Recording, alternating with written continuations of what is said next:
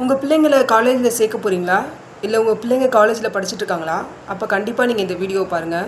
இந்த வீடியோவில் நான் மனநலம் சம்மந்தமாக பேச போகிறேன். மெடிக்கல் ரிலேட்டடாக இல்லை, என் லைஃப்பில் நான் பார்த்த 2 கேசஸ் பற்றி பேச போகிறேன். ஒரு அழகான குடும்பம், ஒரு அப்பா அம்மா, பொண்ணு பையன், 2 பிள்ளைகளும் நல்லா படிக்கிறாங்க.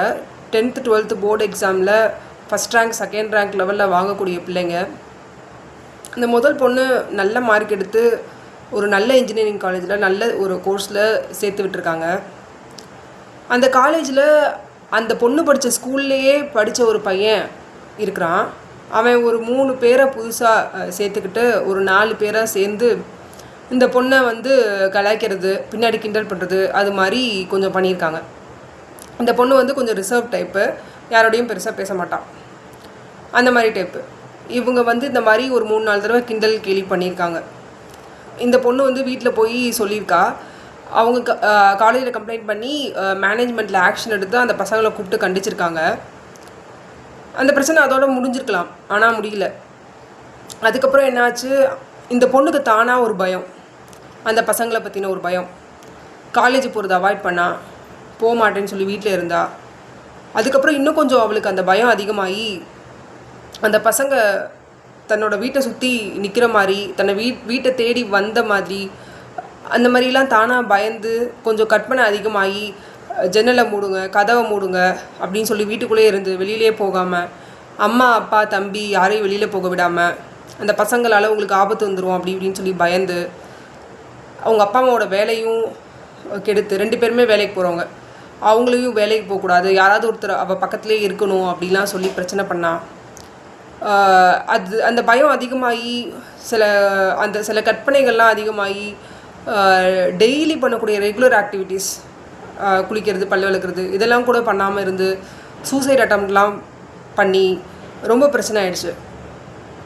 ரொம்ப அழகாக நிம்மதியாக டீசெண்டாக இருந்த இடமே தெரியாமல் போய்கிட்டு இருந்த ஒரு குடும்பம், இந்த பொண்ணு பண்ண பிரச்சனைனால அவங்க அப்பா அம்மாக்குள்ள பிரச்சனை, அவங்க அப்பா அம்மாக்குள்ள சண்டை, அந்த குடும்பமே ரொம்ப மோசமான நிலைமைக்கு போயிடுச்சு. அந்த தம்பியும் அஃபெக்ட் ஆனா, அந்த பொண்ணோட லைஃப் கேள்விக்குறியாச்சு.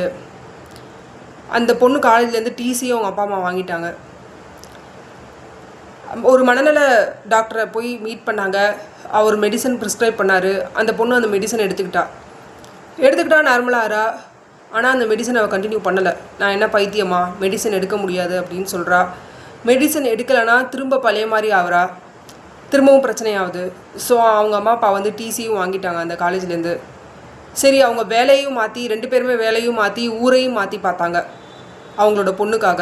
அப்போயாவது அந்த பொண்ணு சேஞ்ச் ஆகிறாளா அப்படின்னு சொல்லி. ஸோ இவ்வளோ தூரம் அந்த குடும்பம் யாரோ ஒரு 4 பேர் பண்ண ஒரு விளையாட்டுத்தனமான விஷயத்துக்காக அந்த குடும்பம் இவ்வளோ தூரம் சீரழிஞ்சிருச்சு. அந்த பொண்ணோட லைஃபே கேள்விக்குறியாயிடுச்சு.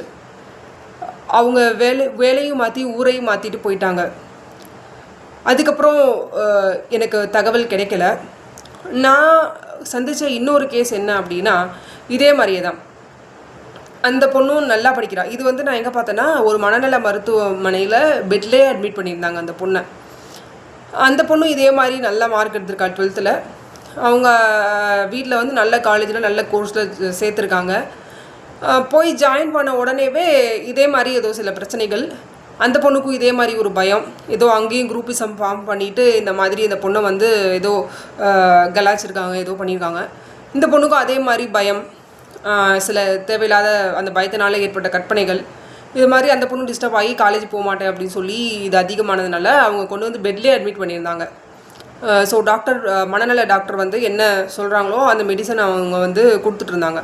அதை கொடுத்தா பெட்டராக ஃபீல் பண்ணுறா, நல்லா இருக்கா அப்படின்னு சொல்லிட்டு இருந்தாங்க. ஆனால் என்ன பிரச்சனை அப்படின்னா, இந்த மாதிரி மன ரீதியாக பாதிக்கப்பட்டவங்க ரொம்ப அதிகமாக ஒரு கட்டத்துக்கு மேலே போயிட்டாங்கன்னா மெடிசன் தான் எடுக்க வேண்டியிருக்கும். ஆனால் அந்த மெடிசன் அவங்க கண்டினியூ பண்ண மாட்டாங்க. அதுதான் பிரச்சனையே. கொஞ்ச நாள் கண்டினியூ பண்ணுவாங்க. அதுக்கப்புறம் நான் என்ன பைத்தியமா, நான் எதுக்கு இந்த மெடிசன் எடுக்கணும், நான் நல்லா தானே இருக்கேன் அப்படின்னு சொல்லி அந்த மெடிசனை ஸ்டாப் பண்ணுவாங்க. அதுக்கப்புறம் திரும்பவும் அவங்க பழையபடியே கொஞ்சம் கொஞ்சமாக மாறுவாங்க. இது ஒரு பெரிய பிரச்சனையான விஷயம். இதை பற்றி நிறையா பேருக்கு அவேர்னஸ் இல்லைன்னு நினைக்கிறேன். இப்போது சில பேருக்கு அவேர்னஸ் இருக்குது. ஸோ வந்து நான் என்ன சொல்ல வரேன் அப்படின்னா, நீங்கள் வந்து உங்கள் குழந்தைங்கள காலேஜில் சேர்க்க போகிறீங்க அப்படின்னா, சேர்த்துருக்கீங்க புதுசாக அப்படின்னா, முக்கியமாக பொண்ணுங்களை சேர்த்துருக்கீங்க அப்படின்னா, பேரண்ட்ஸ் அவங்க வந்து எதுனா உங்கள் பொண்ணுங்க வந்து அஃபெக்ட் ஆனாங்க, எதுனா அப்செட்டாக இருக்கிறாங்க அப்படின்னு தெரிஞ்சால் உடனே அவங்கள கூப்பிட்டு பேசுங்க. அவங்கள போல்டாக இருக்கிறதுக்கு சொல்லுங்கள், அவங்கள தைரியப்படுத்துங்க. அதெல்லாம் ஒரு சாதாரணமான விஷயம் அப்படி எடுத்துக்கோ அப்படின்னு சொல்லி அட்வைஸ் பண்ணுங்கள். ஸோ முக்கியமாக ஹாஸ்டலில் இருக்கிறாங்க அப்படின்னா இன்னுமே கொஞ்சம் என்னென்ன நம்ம ஃபாலோ பண்ணிகிட்டே இருக்கணும், பொண்ணுங்களை பார்த்துக்கணும். உங்கள் பசங்களை காலேஜில் சேர்த்துருக்கீங்க அப்படின்னா, உங்கள் பசங்க உங்களோட பையனுங்க காலேஜில் படிக்கிறாங்க அப்படின்னா அவங்களுக்கு அட்வைஸ் பண்ணுங்கள். பையனுங்களுக்கு மட்டும் இல்லை, சில பொண்ணுங்களுக்கு கூட அட்வைஸ் பண்ணுங்கள். குரூப்பிசம் ஃபார்ம் பண்ணிவிட்டு ஒருத்தரை போய் கிண்டல் பண்ணுறது, கலாய்க்கிறது, ஏதாவது ஒன்று பண்ணுறது, அவங்கள டவுனாக ஃபீல் பண்ண வைக்கிறது, அந்த மாதிரிலாம் கொஞ்சம் பண்ண வேணாம் அப்படி சொல்லுங்கள். இந்த மாதிரி ரேகிங் பண்ணுறோம் அப்படின்னு சீனியர்ஸ் பண்ணுறது, அது மாதிரிலாம் பண்ண வேணான்னு சொல்லுங்கள். அதை ஒரு விளையாட்டாக ஃபன்னாக தான் அவங்க பண்ணுறாங்க. ஆனால் எல்லோரும் ஒரே மாதிரி இருக்கிறது இல்லை. சில பேர் ரொம்ப மனதளவில் ரொம்ப வீக்காக இருக்காங்க.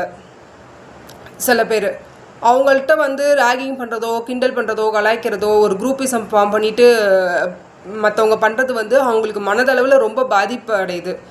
அதனால் அவங்களோட படிப்பு பாதிக்கப்படுது, ஃப்யூச்சர் பாதிக்கப்படுது, அந்த குடும்பமே பெரிய அளவில் பாதிக்கப்படுது.